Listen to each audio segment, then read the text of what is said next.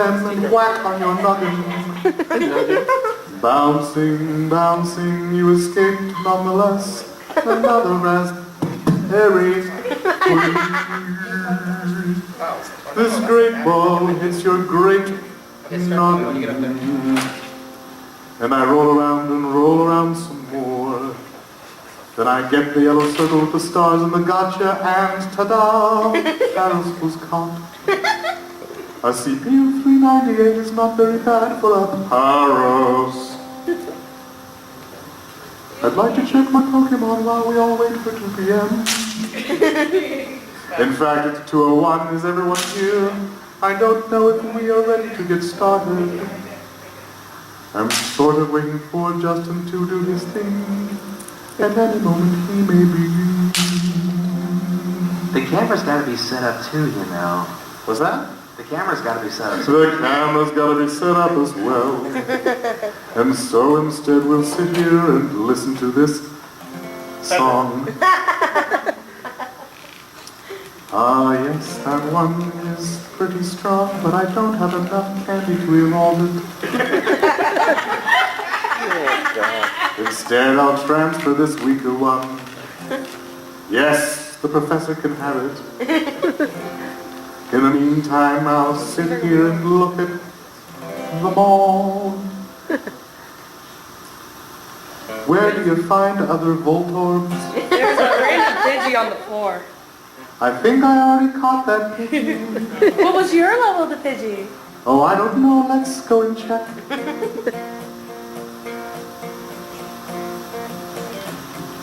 Just vamp on the guitar while I look. You're doing a perfect job. All right. So here we go, Pidgey, trying to find your combat power.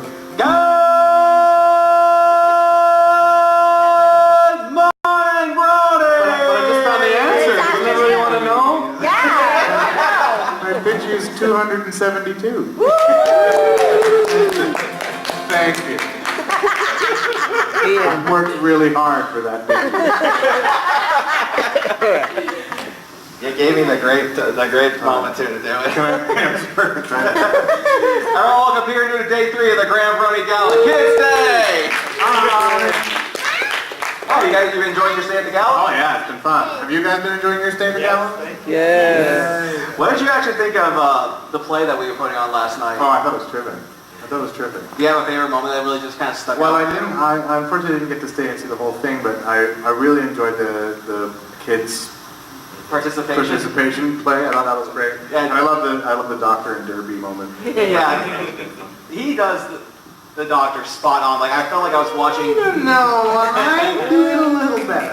He sounds like the Doctor from the fan cartoon. Oh wow. Yeah, yeah. You're the official. He's just the fan canon. Yeah. Okay. All right. Yes. So spot on fan canon. That's fine. Yes. And I don't have to be defensive about that at all. And that was my sonic screwdriver. Was it? Yeah. He actually had one of David Tennant's, but like that's too small. Use this one. Oh yeah, this will work. I don't have a sonic screwdriver. I need to get one. Oh Do you have a personal preference? Nope. Well, let's go ahead and get started.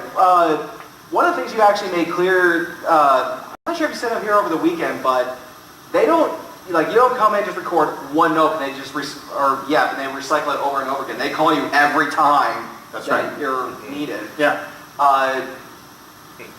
Was there ever a moment where you were kind of worried, like, oh my God, I'm just going to get charged for one word and that's it? That's my involvement? No, the way it's all a unionized. Really? Yeah, we're union actors. There you go. So we have contracts that are based in our collective bargaining agreement, and one of the things in that contract is that if they were to use the same yuck over and over and over again, they would have to pay me the same as if they brought me in for a session over and over and over again. So I think their logic is we might as well bring him in because he can give us new things, and at the very least what they can do is create what they would call then a yuck library. And so you know, I mean, they probably have every conceivable yup that they could use, but you never know. And the thing is, context is everything in a scene.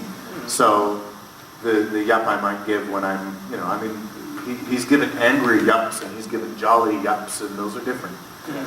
So I might as well just show up and do it in the moment. It's going to sound more authentic than, all right, give me an angry yup, yup. Give me a jolly yup, yup. And then just try and fit that in, right? It's going to sound better if it's a reaction to the scene.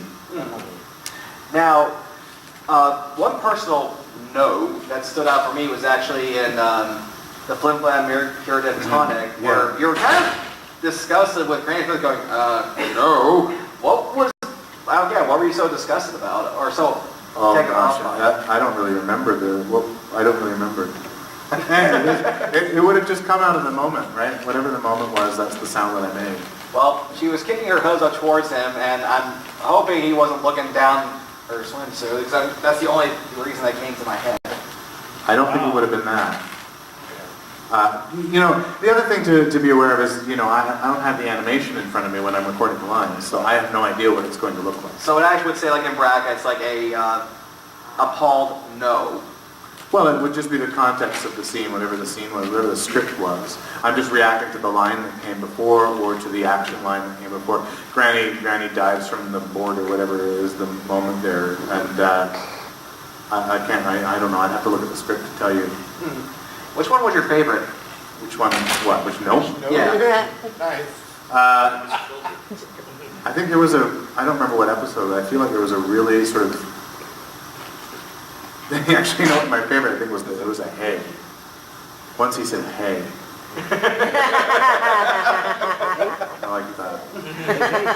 All right, then, you guys have a question you'd like to ask for Peter now? Oh, okay. Let's go to Princess Twilight here.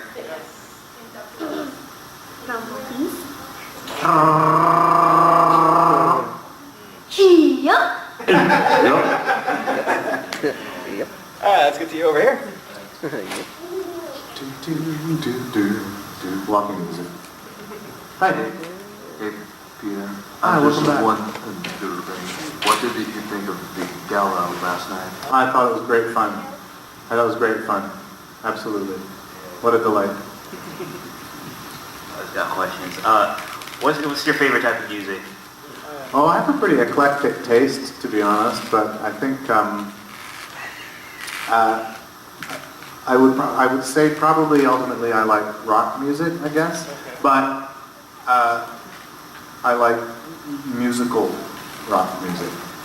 So I think a lot of any genre I think is terrible, and there are a few bands that really make the genre. You kind of go, oh yeah, right. It's not rock music that sucks. It's just most of the bands that play it. Hi there. Hello. Good night. So, actually, two things if you don't mind. I don't mind. So, one thing I always wanted to hear, like, you and your big man voice is like, I just want to use, like, I always use, say, like, yep and no, but I always wanted to use, I wanted to use, say, maybe. And my second, an actual question is, you know, like one of my favorite episodes in season 5 was admittedly Brotherhood Social, where thank you. that was like one of my favorite performances of you, and Thank you. and like you know like when I I was just like, well, what is he like? Is he literally in a dress? I'm like, yes, he's in a dress. And like that was like I was just wondering like what was it like to kind of like play like Blossom or to Blossom, like kind of like play that kind of role. Oh, I thought it was terrific because for me, I'm playing freedom, right? He's a character who in general feels reserved, feels that talking is unnecessary. I think sometimes that's because he doesn't see the necessity of it, and sometimes I think it's because he's a little bit afraid of it, intimidated. And I think the situation he found himself in that episode, he gave himself a persona in which he felt comfortable speaking. So it was a way of being free. It was a way of lending himself power. And I thought, what better way to lend yourself power than put yourself in a dress? There's nothing wrong with that. You know. The voice real quick. I do declare it's harder today than the business end of a corn cob pie. Yes, what would Cousin Orchard Blossom have to say about her time at the gala? Well, I thought it was simply divine, I did. Thank you so much. Okay, so, let's see, how do I ask this?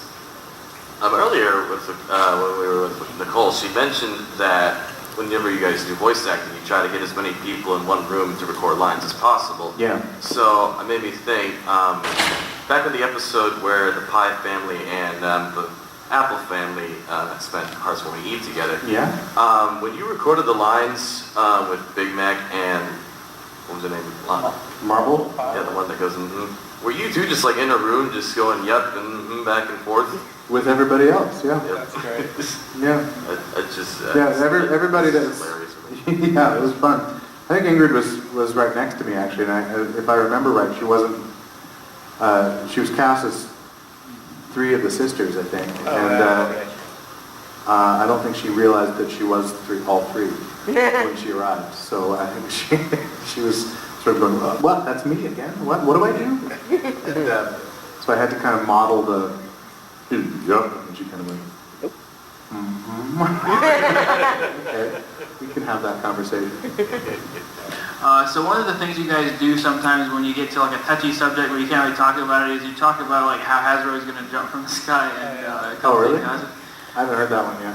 heard Nicole say sometime, but I'm just curious if that was like some sort of inside joke or something. Well, the reality is that we cannot talk about anything in the future, right? And the difficulty lies in that your future and my future are different. Because I know things that are a year away from now that you can't know until a year from now. And I know things, therefore, from a year ago that you can't know until next week. Yeah. So my future is different from your future. So I'm not allowed to talk about that gap in the middle. And so we come up with all sorts of different ways to. The very first one, I think, was Tabitha St. Germain at Evergreen Northwest said, "Look, a moose!" And that became a meme for a while because we just can't. We're not allowed to. We're contractually obligated. I'm a voice actor. Can't even say it anymore. Contractually obligated to not discuss spoilers. So we don't. We come up with, we'd rather just be interesting about it. I have 3 questions. 3! Hey. All right, 3. I'll let you have 3. Okay, my first question is, it must be easy practicing your lines because you only have to say yep and nope, and sometimes you say like one sentence or something. My second question is... Well, let me answer that question first, okay? It sometimes is easy and it sometimes is not. Anytime you approach a scene, no matter how small the scene is, you have to break the scene down in the same way. You have to figure out what does your character want and how are they going to go about getting it. And you have to do that quickly, and you have to put that into action, and you have to do all of that with your voice. And even if it's just yuck, actually sometimes that's even the hardest. Because if you have a whole sentence, you have a whole sentence to give you a clear sense of what you might want or how you might want to go about getting it. And if you have a whole scene, you've got an entire page or 2 or 3 to tell you what you might want and how you might go about getting it. But when you only have one word, sometimes you have to figure out what he wants and how he's going to go about getting it without inventing it. It has to still come from the script and be on the page. So that can be really tricky, actually. One word can be quite hard sometimes. Second question. do you play Marble Pie and Big Macintosh? No, I just played Big Macintosh. Ingrid Nielsen played Marble Pie. there gonna be new MLP episodes coming up soon? I know there'll be one at least next week. Saturday. Would you want to ask the Magic Monster question? Nope. Do not Katie. Back in season 1, we saw a teenage Big Macintosh. How do you think he sounded? Well, I think he probably sounded just a little bit younger, a little bit quicker than he does sound now. But who knows if he was more talkative or not? Who knows? One of the things I actually mentioned to you yesterday is that you were also the voice of Sunil from Littlest Pet Shop. That's right. But Nicole actually just revealed to us that after the 4th season, it's done. Yeah. Oh man, Sunil was so much fun to watch. Yeah, I'm surprised you didn't know that. That's that's been that's a sad state of affairs. Sunset Shimmer Show? All right, here's a curveball. Uh-oh. All right, well, let me just get your advice. All right. All right, me and my girlfriend have been going out for a while now. Okay, sure. All Gonna right. come up, gonna bring your chair up here. Bring Come on up, bring your chair up here. Welcome to the Dr. Peter Show. Watch your step. This is great. Oh boy. There we go. Sit down. This is where you all start chanting Jerry. Hi. What's your I love name? your nails, by the way. Thank you. They're beautiful. All right, so meet my girlfriend and What's your name? My name's Jonathan. Jonathan, welcome to the show. I'm glad to be here. I understand you and your girlfriend have been going out for a while now. This is very true. We have been going out for, it'll be 2 years in November. Wow, congratulations. Give him a round of applause.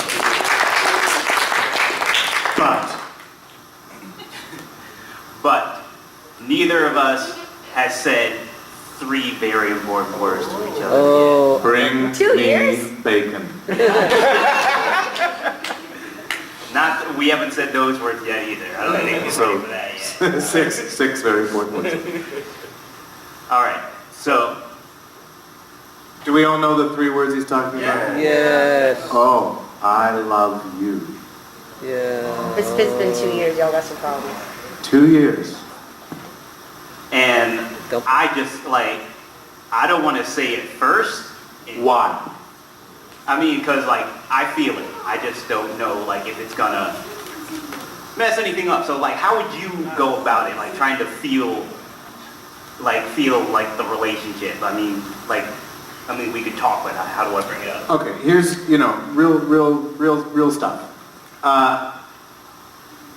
Your feelings are your feelings. And you can't be afraid to, that she doesn't reciprocate. You can't be afraid that it's gonna go sour. Because the thing is, she might not, and the thing is, it might. But you have nothing if you don't take a risk. That is some very sage advice, and thank you. I mean, I know it's like out of the ballpark, but I loved it. That was the best. I you're love like that a really question. knowledgeable guy. Thank you very much. Do you mind leaving your chair in case I need anybody else? Thank you. Right. Now. Was that good advice, everybody? I'd say so. I feel like that's true. I feel like you gotta, in a relationship, you gotta risk it.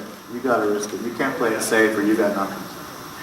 All right, this gentleman here actually has a comment for you, more of a All right. Comments. Big Mac's attitude in Leap of Faith was a good word to describe it as discouraged. Yeah. Oh, you mean the that weird no that he let out? You mean?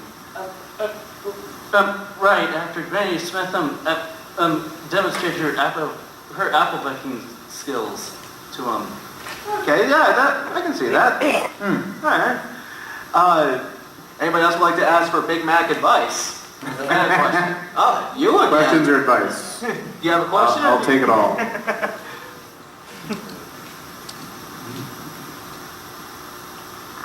Do sometimes, it's not advice, it's a question. Okay. though. All right. Since you have to control 2 voices, what if when you're recording in the studio, do you sometimes slip into your actual voice instead of Big Macintosh voice? No, not really. I mean, my voice I mean, Big Macintosh's voice is really just an end of my voice. Sometimes my voice does go down low here every now and then. And so it's not that hard for me to take that low end of my register and push it into yup.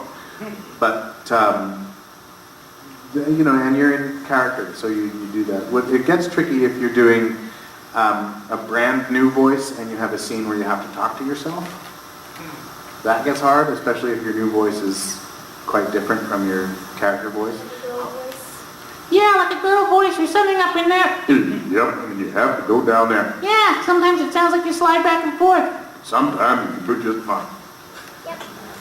And then sometimes, you know, I guess it's harder if it's closer. I guess it's harder if, you know, you have something down in here, and then you have to go just up in there a little bit, make it sound different, but you still have to have a southern accent. Then, you know, then it gets a little muddy, and so they'll probably do those things separately.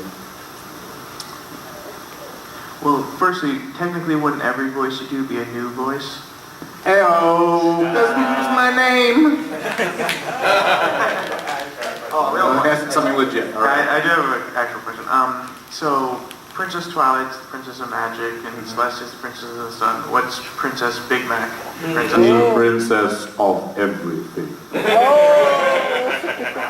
What about hamburgers? Yes, hamburgers especially. Is My Little Pony your favorite thing to voice act for? And if not, what is? You know, I had a great time voicing for Littlest Pet Shop because it offered me an opportunity to perform a lot more than Ponies did. Ponies has been letting me do more, you know, in more recent seasons it's been letting me do more, so it's been more interesting. But I tend to kind of enjoy what's current. And there's a show that I've just finished recording the first season of called Chuck's Choice, which I hope will premiere sometime in the coming year, which is so much fun. It's just, I've never had a more fun time in a recording session. Mr. Peter, I know you have your second voice acting session coming at the top of the hour, but you did your first on Friday. How was that? That was a bit of an experiment for you, right? Yeah, I'm at this con. I'm conducting a voice acting workshop, so you can come and I will help you learn some voice acting. I think there are 2 slots left. Are there still 2? 2 slots left for this afternoon's class at 3. It is an extra fee from the con, but some of the proceeds go to charities. I thought the first class went really well. I was really pleased with it. And I feel like the people that were there enjoyed themselves a lot and got a lot out of it. And part of the benefit of it too is that we record some of the class as a portion of the class where we're doing scripts and notes, and we record all of that. And I'll email that to everybody from the class. And so they're getting a demo. We can have well, they won't get a demo reel out of it, but they can have an ongoing conversation with me after the fact. So I think it's really worth it. It's a lot of sort of acting 101, a lot of I think things that will surprise people, and but there's a you know, the thing about it is I'm trying to cover a lot of ground in it.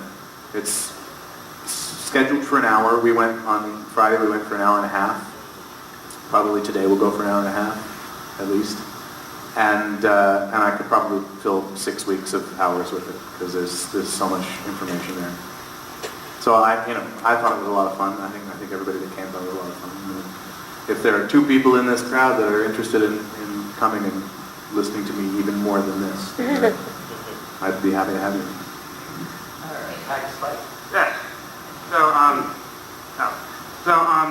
always kind of made a joke between like some of my friends how like not just you but like voice actors who play characters who kind of just have like one line, how like, they just say that line. It's like, okay, I got my page, like bye. And so I was always wondered that like have you ever like kind of wanted to like play like how would it like to? Well, I don't know how to really correctly word this question. I'm sorry. Sorry. What I'm trying to say is like, have you ever felt like you would like to like play like a character in My Little Pony that like didn't just say Like one like word. Dr. Hooves, for instance. Yeah. I played Dr. Hooves and it was great. Oh. But Yeah, I've actually played about 37 voices in My Little Pony.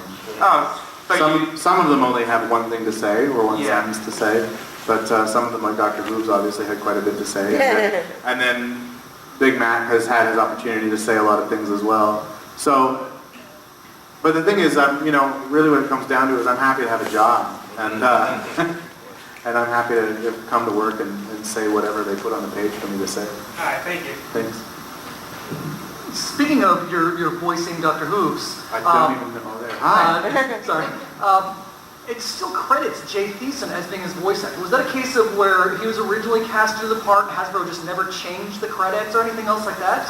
And is that something you've run across? Where is that information coming from? On their Hasbro? unless it was recently updated on the Hasbro site, he's listed as the voice for Dr. Who. Oh, interesting. No, I know he did voice him originally. I know there was an episode where he's had a word or two. Right. I know Brian Drummond also voiced him in another episode where he had a grunt or a laugh or something, and Brian did that. But in Slice of Life, when he spoke as the sort of British doctor, that was me. So, I don't know, I can't speak to Hasbro's name credits, or it's in the credits of the episode that I did it. So if you actually watch the episode, my name's on the end there. And Go back and watch it. yeah.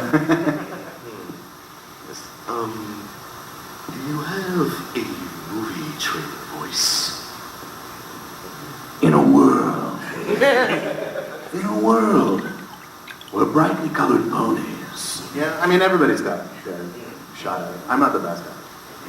Is there actually a particular voice that you haven't used that you would like to at some point? I don't know. Well, I think there's always a sort of voice that you'd like to try. I don't think I've ever done really a sort of New Zealandy sort of throaty voice like this. I could quite like to do that, I think. It'd be lovely. Is that? I mean, the voice comes out of the character that they give you, Yeah. right? A lot of I never really know what voice is going to come out next because I don't know what they're going to present to me. And I get the breakdown and it says it's this way or that way, and I go, well, what would that be like? How would that sound? And develop it from there. What's your favorite Pokemon and why? Okay, so Pokemon is pretty new for me. It's really just since this game. I obviously had heard of it before, but it was never, I sort of missed it. I wasn't in the generation that it resonated with. So, I don't really know. I haven't really chosen a favorite yet, I don't think. I like the one that's, what is it, Tangela? I like it, kind of the brainy look of it. But I tell you what, is it still? Let me check. Before I left, the day before I left my home, I had my Vaporeon on a gym, and yesterday, it was still there. Wow. And I thought, wow. No, it's gone. I have it back. Knew it. Stupid red team. Yes.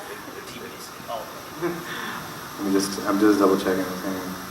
Now that you hang out with you guys, I've just got to play Pokemon Go before we can go on with the thing. Red team, which are you? Not the red team. Oh. I'm blue. I'm team blue. Yes. You're sick for life. Who here is team red? Good. Good. And some yellows? Get out. You got some yellows? All right. Yellows are tricksters. Do you know what, like, the thing that I find really surprising and a little bit disappointing is how much tribalism has come up between these teams. The way I look at it, look, I don't know how many actually play the game? Oh, yeah. Okay, enough of you to tell the story. In the game, you collect your pocket monsters and you try to make them strong, and then there are gyms set up on the map, and you fight the gym, right? So if I'm blue, so if there's a red or yellow gym, I want to go and fight that gym, try to take that gym over, and I get points for taking the gym over. Essentially. I can also fight a blue gym and try and increase its cred and make it stronger. So fine. But here's the thing.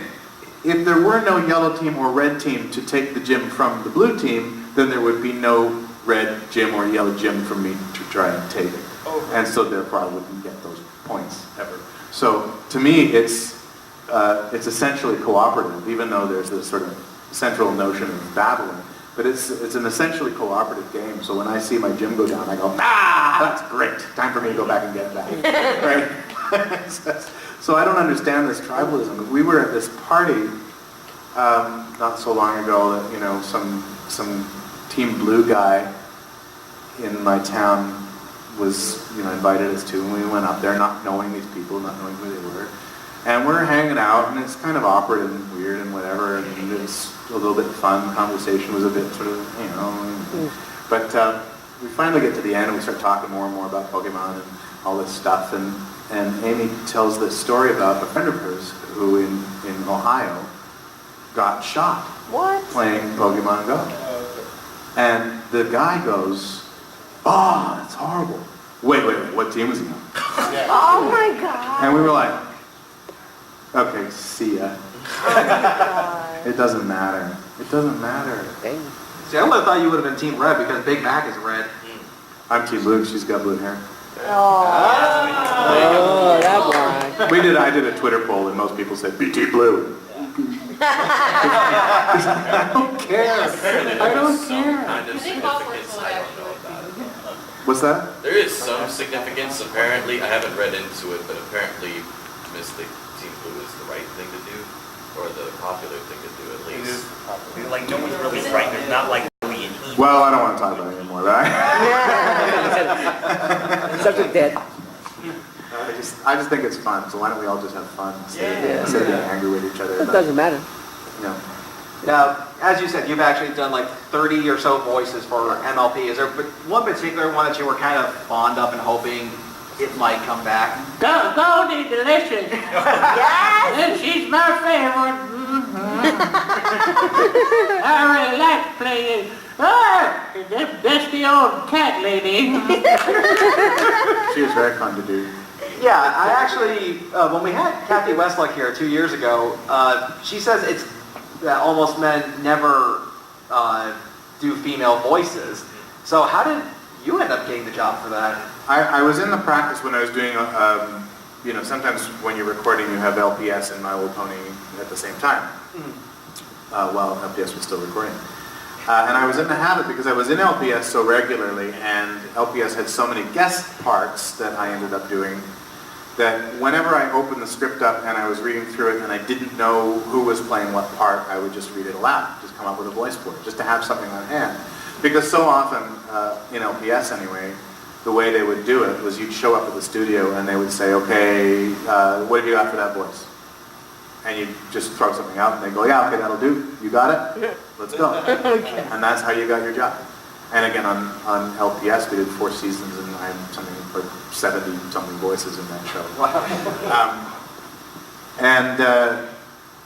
So I just was in the habit. So when I got that script and Goldie Delicious was in it, I just started reading it out loud. And it just kept coming out and like this. And I put a little bit of Granny Smith and a little bit of Sling Blade. So it just kept coming out, and I was just having so much fun with the voice as I arrived at work that day that I guess, I don't know who heard it, Terry Klassen or Jim or Jason, someone heard it, and they all went, oh, well, come up in the studio for a second. They all gathered. Like, I've never had an audition like that. Usually they're on the other side of the glass, and I'm alone in the room doing my thing, and they all came into the room with me and went, yeah, no, that's good, that's good. I'll do that. I never thought I was going to get that job. I just was having a ball talking like it. You actually said a couple days ago that you're a big Monty Python fan, you love Terry Gilliam. Yeah. What is it about their work that really struck a chord with you? It's fast-paced and absurd. Yeah. Fair enough. Because I've seen like the Monty Python series, the Flying Circus, I've seen like Life of Brian, Holy Grail, and I will admit it can be a little hard to follow if you don't know maybe like British humor, but when you do, they knock it out of the park. Oh yeah, yeah. I mean, and not everything they did was gold, but you know, it. Yeah, it's fast-paced, it's absurd, it's all about, I actually really like the fact that it's all about questioning authority and undercutting class structure and undercutting, you know, it's really all about, it's all about commentary. It's really where I learned that comedy could be a tool for social change. And I like that a lot. I really like that a lot. Yeah, my personal favorite skit was actually the argument clinic. Yeah, the argument was great. Yes. That's I tremendous. told you once. No, you didn't. Yes, I did. No, you didn't. Yes, I did. Oh, I just told you. Do you actually have a particular favorite Long Circus sketch? Mine personally is the Upper Class Twit of the Year tournament. I really quite like the Philosopher's Soccer game. That's great. And the election special. I love the election special. Oh, and that's so many. I like The dead parrot that's been like voted the Yes. favorite. Dead parrot is pretty quality, but I like the what do they call it? It's called like four Northmen or something like that. Of course, when we were children, you know that one. We lived in box in middle of the road. That one. That's where I learned how to do accents. Was one thing. Are any of your friends or family fans of the show? Of My Little Pony? Mm-hmm. My daughter likes it a lot. Yeah. But she used to. She's getting old for it now. And yet here we are. It's easier. But I think there's kind of, my nephew was really into it when he was, can't speak to whether he's still into it now. He's 21 now. I can't speak to whether he's still into it, but I know when he was 16, 17, he was really into it. My daughter is just about to turn 9, so I think she'll either be into it again in 5 years or not. Well, we'll find out.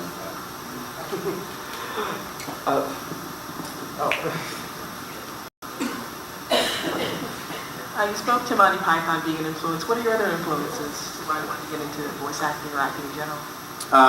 Mel Blanc from Looney Tunes. I remember I was an adult before I figured out that he did all the voices.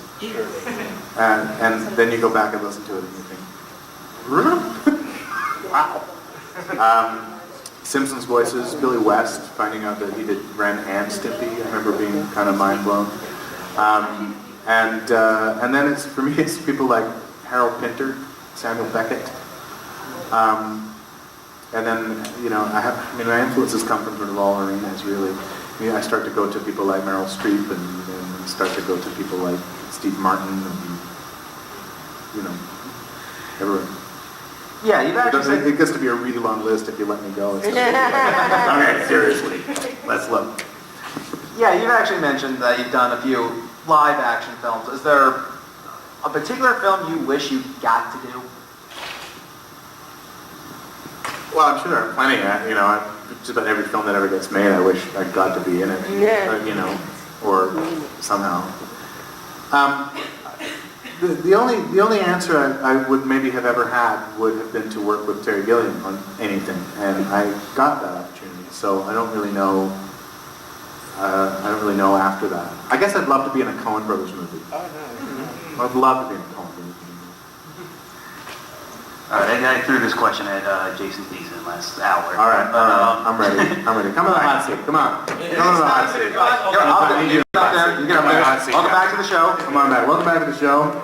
Whoa, careful on the steps. Have a seat. So you threw this question at Jason Thiessen earlier in the show. All right, so Starlight Glimmer goes back in time in your life and changes whatever made you who you are today. Like, what else would you be doing? What other career paths were on the table before you ran into this, entertainment in general? Thank you for coming to the show. Thank you for visiting the show. So if I weren't an actor, basically, what would I be doing? Essentially, yeah. I would probably I'd probably be in climate science. Really? Yeah. Very cool. Why so? Because it's the single biggest threat facing us, and I think meteorology and geography as a general science, I think are fascinating. Awesome. Yeah, Jason actually said something similar. He said he would be in sustainable energy and stuff like that. Or a NASCAR driver. Yeah, or a NASCAR driver. Or Formula One. Or architect. because I used to build stuff out of Legos and pretend they were floor plans for my future mansions, Aw. which are still in my future. All right, thanks a lot. All right. All right, thank you for joining us on the show. Now, how does that girlfriend advice that he gave you? I will definitely take it into account. We'll see what develops. Yeah, he's not going to do it. I see that you was in for the Bates Hotel. I was in Bates Motel, yeah. Yeah, so what? I had a small role. I was Norman's driving instructor, Uh-oh. but I survived. Good for you. Good for you. Yeah. So I can always come back when they run out of other actors. Okay. Yeah. I don't know. Yeah, you've actually done like quite a few small roles in live action films. Yeah, some larger than others, and some definitely smaller than others. What's probably like the biggest role you've ever gotten to do for live action? I guess it's probably Lost Treasure of the Grand Canyon, which of course you've mostly not heard of. But yeah, I've done reasonably sized roles in lots of terrible B movies. Yeah. The reason things get shot in Vancouver for the most part is because it's cheap. And if Vancouver wasn't there to shoot those movies, they just wouldn't get shot, which means that there would be no content for cable networks like Sci-Fi and whatnot. So, yeah, I had a nice turn in Jim Henson's Turkey Hollow. That was fun to do. Jim Henson? Yeah, that premiered on American Thanksgiving last year. Oh, wow. I know we'll probably rerun it on Lifetime. And it's premiering in Canada on Canadian Thanksgiving this coming year. Besides voice acting, what are some of your favorite hobbies? I like to play instruments, and just got a little rowboat. I'm going to go out in the water and fish. Row.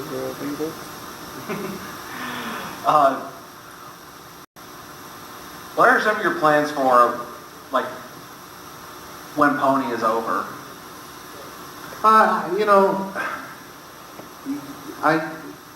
This is an anomaly, ultimately, for me. Pony it's great. It's lots of fun. I love coming here, and I love being able to come and meet you guys. And I love that it's got a fandom thing that's tremendous. I never would have expected it. Sure.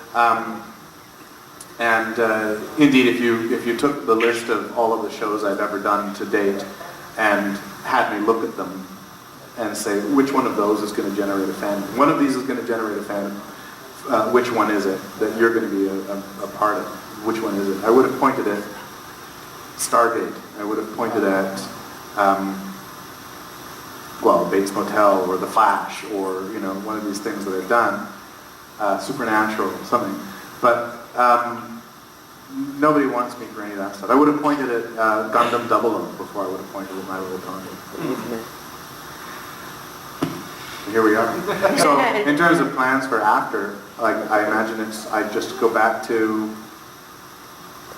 going to work and being on the next thing. Well, we certainly wish you the best of luck. Everybody, thank you. Thanks to Peter for joining us today. Thank you, guys. Thanks very much for coming out. Thank you for joining me on the show today. Do you have a photo op session coming up? No, I am done with everything except for my... yes, your workshop. My workshop is the only thing I have left, but if you want to come and find me or get a picture or have an autograph or any of those things, I'm happy to oblige you under the rules that the con has set out for me. Find me outside my class around 4:30 and I'll be there. Thank you so much for joining us this weekend, Mr. No. Thank you very much. It's been a pleasure to be here. Now let's sing our way out. Good night, good night. I hope you enjoy the Good night.